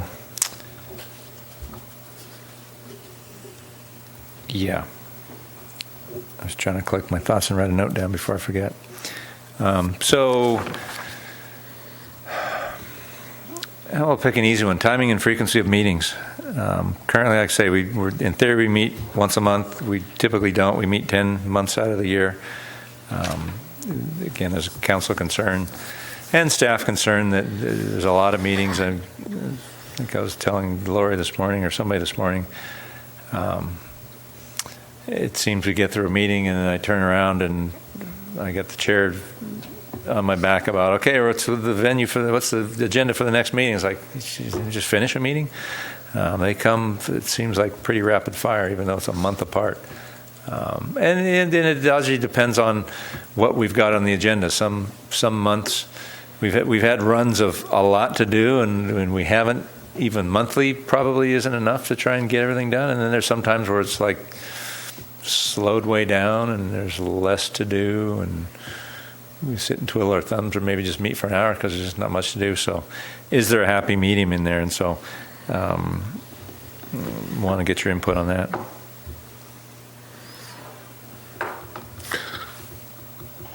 Charisse. Okay. Okay, one of the things that I know the city really wants to work on, and it's one of their goals, is their community outreach. They know that they have the community who all of a sudden realizes that there's something that might affect them. There's a lapse in time where they don't feel like they could be heard. And one of the things that we have is, the first Thursday of every month, or they meet every other Tuesday. The routine of these provide avenues for community members who want to be heard to come in.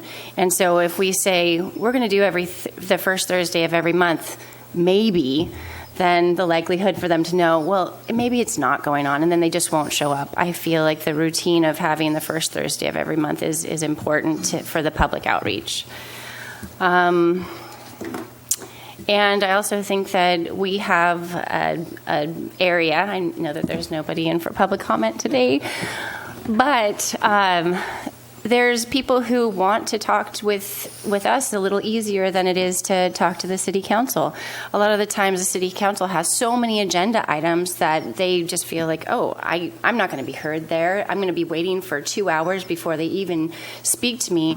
But this, we obviously have the time and the ability to hear everybody out. And even though they're not here today, I would like to have them understand that they can. And so especially with the fisherman issue, with the master fee schedule changing, the liveaboards, I feel like they were much more likely to come to our meeting than they were to go to a city council meeting. And I feel like that's a valuable thing. And so if the city is working on community outreach, I think that they shouldn't think that cutting down our availability to the community is the way to accomplish that.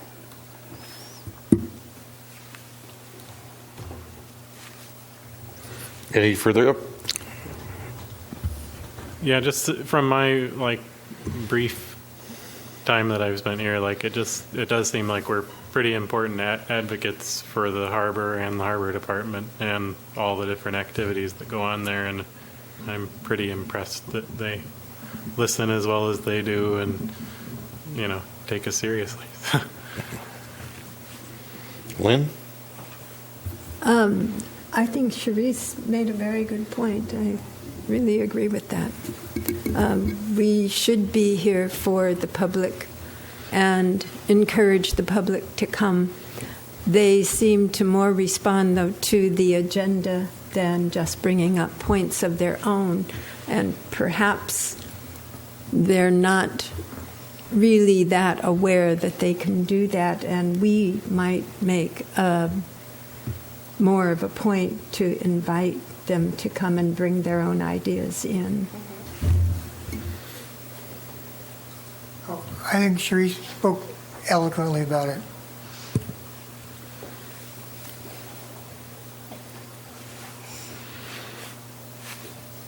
Yep. I don't have a problem with I like that it is consistent also. And as far as community outreach, I think there's a lot of opportunities for anybody to come. Some people like to do it a lot, and then there's But I think other people should be aware that they can come and talk to us anytime on the first Thursday of the month, especially. So I'm hearing, I'm going to address Gene's earlier comment a little bit.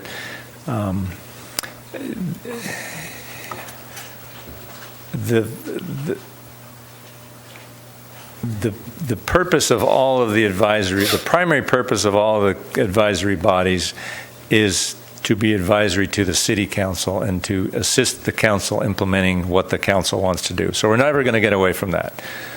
But what I'm also hearing is another theme, which is largely what our bylaws reflect, but there is room in there that says, and you can do other stuff. It doesn't say that, but basically there's room to address other things. It's not just what the council says. But that's the primary mission. So I don't think that's going to change, but I'm hearing an underlying theme here that in addition to that, there's this important public venue for the public to be able to it'd be great. Maybe we need to propose to raise the fees more often, then we'll get more people coming in. It'd be nice to get a little more participation out there. I think a fair amount of people watch on TV and see it that way. It sure be nice to get more in the audience, but I'm hearing that we're an important public venue, and the people need a voice, and the council may be an easier or less threatening place to do it than a city council meeting, and people that understand the users and the harbor users' needs a little better than maybe the council does, and that's an important part. And if I'm putting words in your mouth, tell me, or maybe I'm going to put words in your mouth. I can see you recommending that being added to the bylaws somehow. You're potentially saying that should be, the public voice part. We're not just a mechanism to implement the council's wishes, which I mean, all public bodies obviously are that. But it sounds like you expressly want to state that's part of our role, is to hear the public and our users, and when they have something important that we believe is important, we want to push it up the hill. I think that there's one thing that should be pointed out, that the next section, which is appointment in our bylaws, indicates that there are groups and or subgroups that this committee is comprised of, that we are in some respects representative of the people that are out there, and we are here somewhat as their surrogate, where their conversation may occur on the wharf with us. Our conversation here is reflective of what their tone and feelings are. So in some respects, lacking public comment is not necessarily lacking public comment, because you have 7 of the public here at all times, who have a little bit more intimate involvement with the day-to-day involvement over a broader array of the issues with the harbor. Well said. So yeah, we're essentially helping convey what part of the city council's constituency is wanting to, is concerned about. Yeah, that's a good point. That's an interesting angle that you just brought up, but you're right. And I have to assume the founding fathers put that together, and maybe our 3-decade member here can spread a little light on it. But I mean, obviously, commercial fishermen, waterfront leaseholders. I mean, it seems like they put some logical categories there to try and cover everybody, and then 2 members at large is a sort of a catch-all for that. Maybe these other categories don't catch. Gene, you got any input on why those were put in place? I mean, it seems logical to me. I mean, that's probably what I would choose if I was thinking about it, but. I think they're just trying to cover all the people who are interested in the waterfront. Mm-hmm. Yeah, I agree. Okay. So that started as the meeting timing frequency and kind of morphed back into roles, which I think is fine. So, and I also hear not wanting to cut back on meeting frequency. I think that's the So I see a lot consensus of that we're hearing from the board. north-south nods. So 10 is pretty typical. Okay. I don't see any east-west. I see all north-south. Okay. Prioritization and work planning. I mean, we kind of talked about that a little bit a second ago, and at least it folds into that, plays into that. Anything you want to have on prioritization and work planning and process? So think back to the city council puts together its goals and objectives, and then we come up with a work plan for the HAB. And remember some meetings in the past that we've done process-wise, we've sat and had strictly a workshop or a meeting where we decided what we wanted to do to push up the hill, and the council pushed its stuff down the hill, and we melded it all together. So work planning and prioritization, what are your thoughts on all that?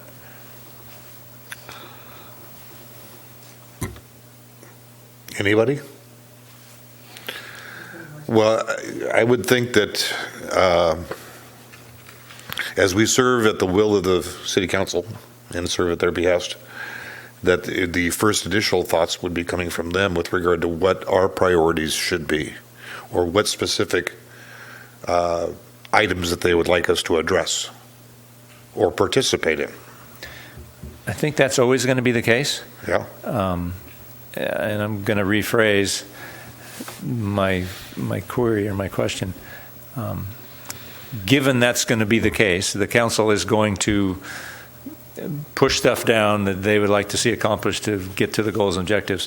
What's a good process to do that, back and forth with the council, and how do we establish that? Do we have any thoughts on, do we want to annually have a Clam bake. clam bake and goal setting meeting? Yeah.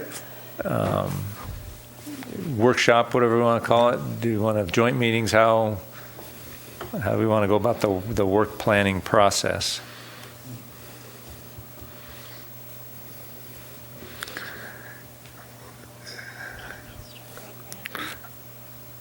I assume that the city council has a series of goals and objectives. Yes. And two things I could see happening. One is the city council taking those goals and objectives and peeling off parts and parcel to apply to us and have us apply ourselves to. The other section would be if we had those goals and objectives in our hands and we say, here's how we can support that. Here's how we can help you with that from our viewpoint. That two-way conversation, I think, is key in terms of getting to the sweet spot of what we can do to be most productive.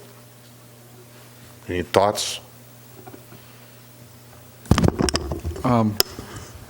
Yeah, right now, it basically just comes to you, right? And then you just put it on the agenda, and that's how we are doing things. It's not like we have a master list, and maybe there isn't one. Maybe these things just come up now and then.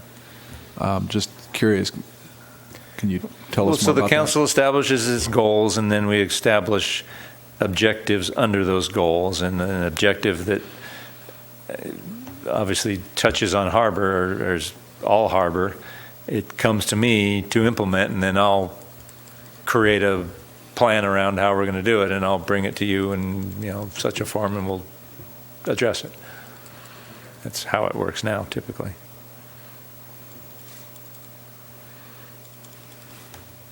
What I'm concerned about is that there may be something that's not in the city's goals and objectives that we think is very important. And we've had a whole crowd of people bring it up here, and it's up to the city council to whether it accepts it or not when we send up our recommendation to council. And I find that unacceptable. If we find something that's very important to us, and when we have the city liaison person council here, that's good. They can see that that's important.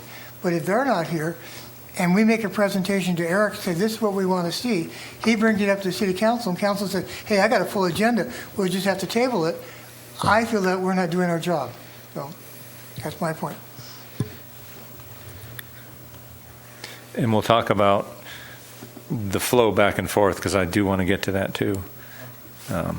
It's a little separate item, but I understand Gene's point. We want to be able to. You want to be able to push things up the hill. That makes sense. Yeah, we should have some goals and objectives that we can introduce.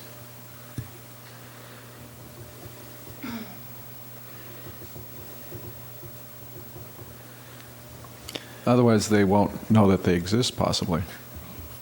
Well, and the way to do that would be and I think we did this one or 2 years, we developed our own goal and objective list that we fed up to the council, and some of those got onto the council G&O list, goals and objectives list.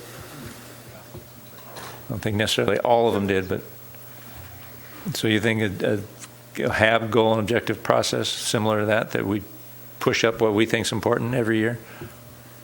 I have a question about that because there's still 3 different parties in here: city council, staff, and advisory board. Are there going to be possibly some advisory board things that we want or that some of us want or want, but necessarily staff doesn't want it to be put on the agenda? We were talking earlier about like the planning department, like the commission talks about things and that are important to them, and then the next agenda is made and it's not on there. So is that giving the advisory board a spot as well as staff, as well as city council? See what I'm saying?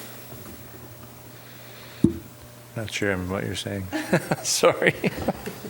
Can you repeat your question, please? Anyway, I'm just saying that if you are going to say that we have the ability to bring things onto the next agenda items or to talk about it, that there would be a staff, a city council, and an advisory board able to do that, right? I mean, it sounds like you're saying the same thing Gene did. Yeah. If the Harbor Advisory Board comes up with stuff we think's important, you want a venue to a Yes. method, a process to, I just keep calling it push it up the hill, Right. to be considered. Okay. I'm just saying as far as like writing it down in here, that it should actually be, if staff wants to bring something to the city council to put on the agenda, they can. If the advisory board, they want to, that could actually be presented. So It just may be- including both staff as well as advisory board, even though sometimes they're one and the same, feel the same way, right? Okay. Even if they just put it on a consent agenda. But I think that some things we need to be able to have some vehicle to get it up there, and they can, if they streamline it and they say, yeah, we kind of agree with the Harbor Advisory Board, and they put it on the consent agenda, at least it moves forward in that direction. So. And I wanted to, I noticed this at the very beginning of the background where it says, oh, darn it. Okay.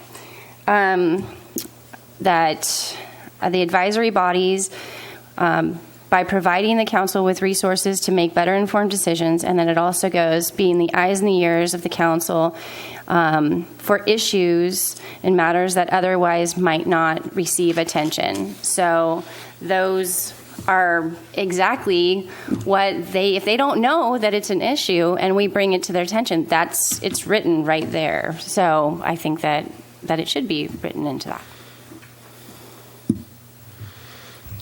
Anything else on that? So I think I get the general gist of. Well, I think it has to do with communication maybe more on that bullet point than the goal setting. So I'll hold my thought. Okay. Anything more on this one? So the communication part. So when the Harbor Advisory Board makes a recommendation or an advises something, regardless of where it comes from, how do we convey that to the council? Right now, as I spoke earlier, I don't believe there's a real definitive established process that all the advisory bodies are using. I see 3 potential avenues for it to happen. One is our liaison, whether they're here or not, they see the meeting, they watch the meeting, they're all either televised and recorded so they can see the meeting and see what happened. Our liaison sees the Harbor Advisory Board recommended that the sky be turned pink. Okay, well, the liaison can take that to the council, and at future agenda item time, they could say, hey, the Harbor Advisory Board at the last meeting recommended the sky be pink. I think we should take that up. And the council could say, sure, let's take that up, and away it goes. That's one avenue. The other avenue is the Harbor Advisory Board says the sky should be pink. I, as staff, make note of that. I bring that to the city manager. The city manager and I throw it into the mix, and it gets onto the future agenda planning guide, and we eventually schedule it in front of the city council as an item to take the Harbor Advisory Board's recommendation that the sky be turned pink. Is the second venue. The third venue for it is another city council member could potentially take it up as well, because I don't think that the liaison is the only one that is aware of what happens at the Harbor Advisory Board. I think all the council members are. And then obviously maybe the city manager could take it on as well. Or it could be something that, although I don't see this happening very often, would be routed through Public Works or Community Development. So that's the way I would see it going to the council. Like I said, I don't think it's ever been established that it gets done any one way. Oh, sorry, the other, I guess maybe a fourth way is, really, this ought to be the true third way, and the fourth way is what I just spoke of. But our chair writes a letter. Harbor Advisory Board says sky's pink. Chair writes a letter to the council saying we think you should make the sky pink, and council can take that or not take that. And that's how we've done a fair amount of our things recently. You guys really like that example, don't you? But again, it's nothing really established. So do you all have a feeling on how recommendations should be routed so that, and the feedback loop coming the other direction? I mean, I think we established in the department update that matrix box of things, mainly because of this reason, because you weren't sure of where things were, recommendations that the HAB had made. And so we try to keep a running tab on it. So that's one methodology. But is there another way that you would like to see things come back other than obviously our liaison reporting out? If you've got a question, you can ask, or you could always ask staff. But how do you feel about that? One thing I perceive or see that could occur is just as much as we have business items within our agenda, and each of those are from standing committees that meet and come back and report on a monthly basis or every 2 months or whatever they have work product. I think that same kind of approach could be taken by the city council, is that we are a standing committee of individuals here to advise, and we have our line item on the agenda to report whatever specific important communication that we may have. So you're saying, like, establish a subcommittee of the HAB whose purpose it is to route this stuff back and forth? No, it'd be a item on the city council agenda. It would be the report from the HAB. Well, that could be in the director's report, maybe. Sure. I mean, there's plenty of different bullet points you can put it under. Yeah, but I think that would, flow. Oh, by the way, we talked about issues in the harbor, and then by the way, this is the HAB's latest report. Right. So in the past, Not have anything to report, but then some committee might have something Correct. worthwhile. Aren't you doing that with your? no, Aren't you we doing that used with your to. matrix now? We used to have department head reports, and it would rotate. They wouldn't do all the department heads every meeting. Usually it'd be half one meeting and half the other. And that went away, I'm not sure when. The city manager's back to doing a report at every council meeting for things he feels he needs to carry forward, but department heads haven't been. So you're recommending maybe a director's report methodology to do that? That would be, I think, a very workable plan.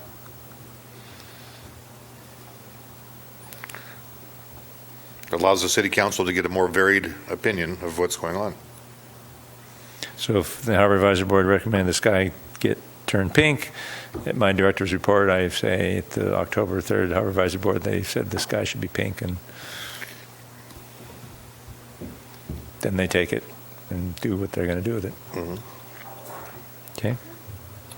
Is that everybody, north-south? General concurrence for that? Is there a way of potentially doing it? Okay.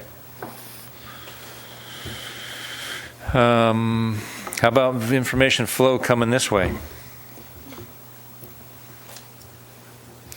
One, I would love to hear at some point or time or something else that they understood that we asked for it to be pink. We don't know what they know or what they hear or what they don't hear or what was communicated or what wasn't communicated. That would be in the staff report. Yeah, it'd be in the status report. Yeah. Yeah. Erica will tell us what happened at city council, and that would be an item that would be on city council. Yes, that would be staff reporting back to HAB. If something occurred. On city council. Yeah. I mean, you can continue with the existing status report where we had an item in there, Harbor Advisory Board recommended pink sky. And then over on the action side, on October 22nd, Harbor Director reported to the council pink sky recommendation. Right. And then if there's Then an you're update- back, city council agreed and decided that it should occur every evening about 6 p.m. Typically in the west.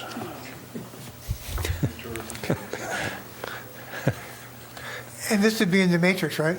Yes. Yeah. I'm happy with that. Yeah. Okay.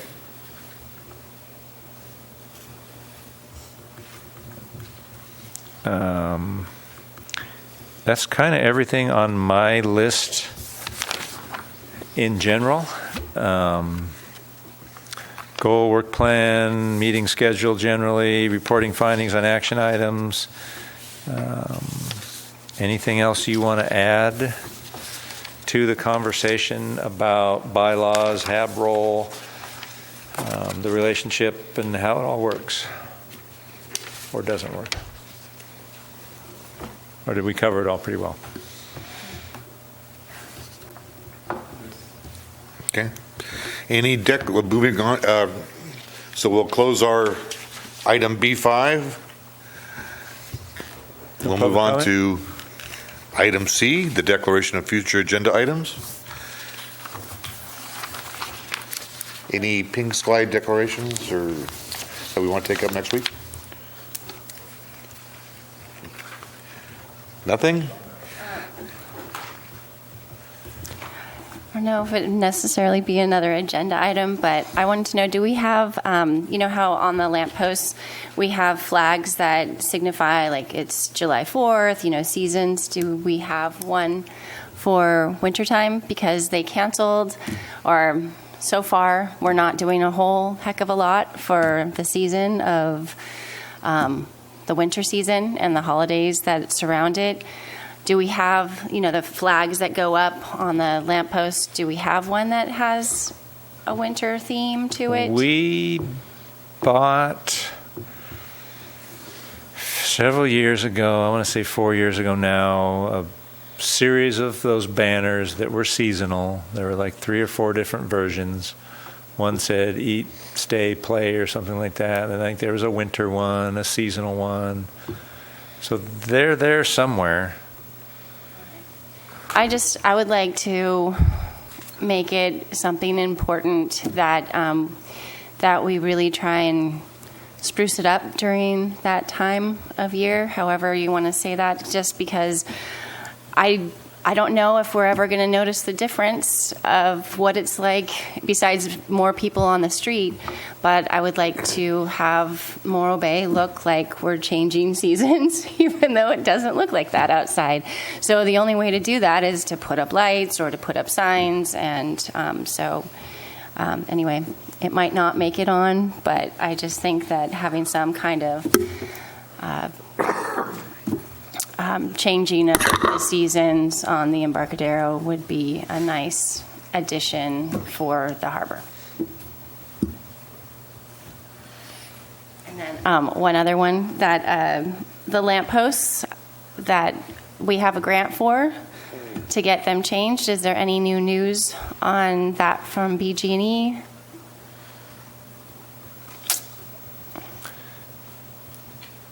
So are you willing to make these, so this is future agenda items.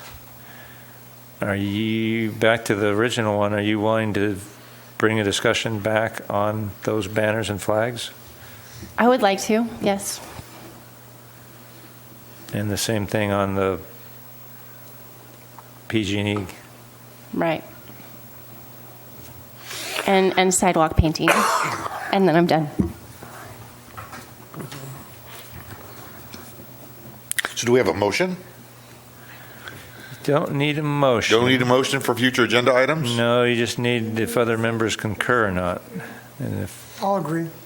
Concur.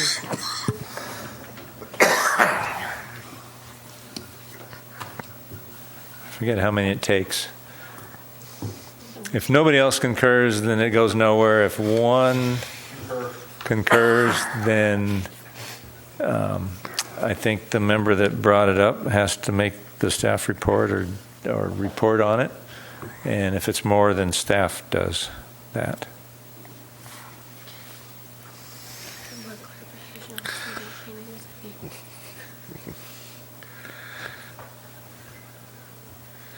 Any further declaration for future agenda items? I just have a question here. I'm looking at this list, and I'm just not sure some of these, like even the first one, goals and objectives, working waterfront designation.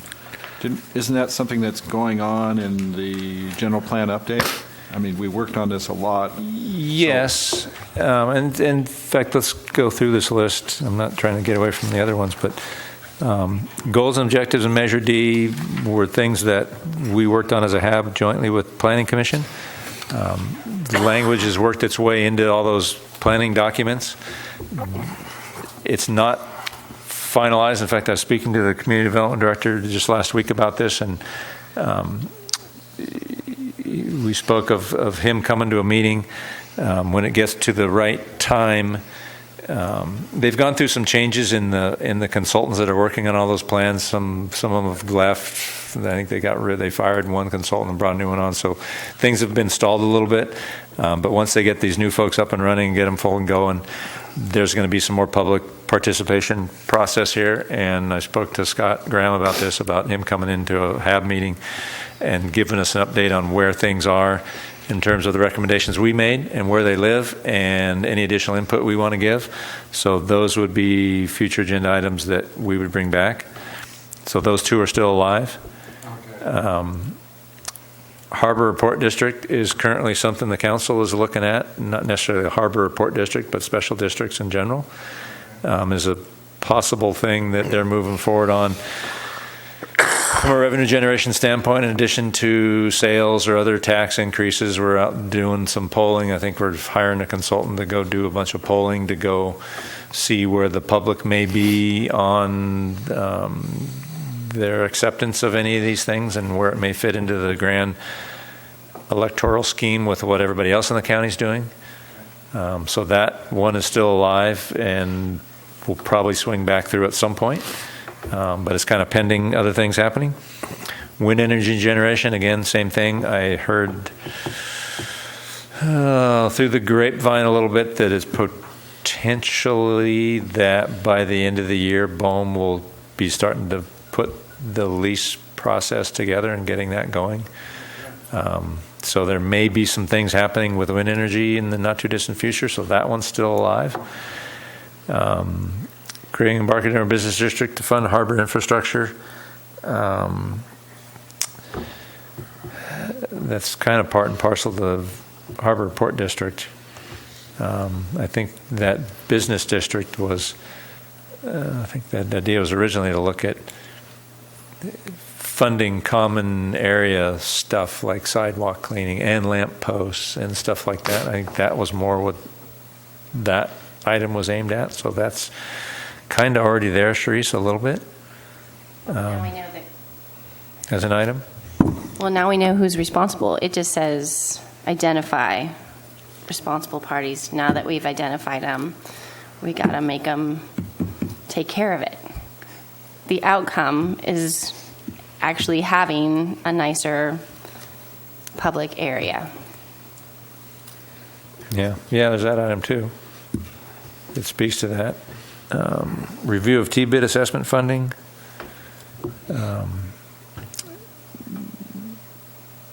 It's just sitting there, not doing much right now with everything else on the agenda. Report from Morbid Quota Fund, well, we can scratch that one off. And the mini SWAT, we were going to do that this month until the proposer of it, Ron, ended up going to a boatyard conference in Florida. So that'll likely be November, so that one will go. So the stuff you're just talking about, Therese, really kind of lives in 3 different potential items here. 2 mostly, the identify and review responsible parties for cleanliness, but also the business district idea. In other words, do we want to fund a bid that puts money towards doing that common area stuff, which would include probably lamp posts and seasonal banners and that kind of stuff?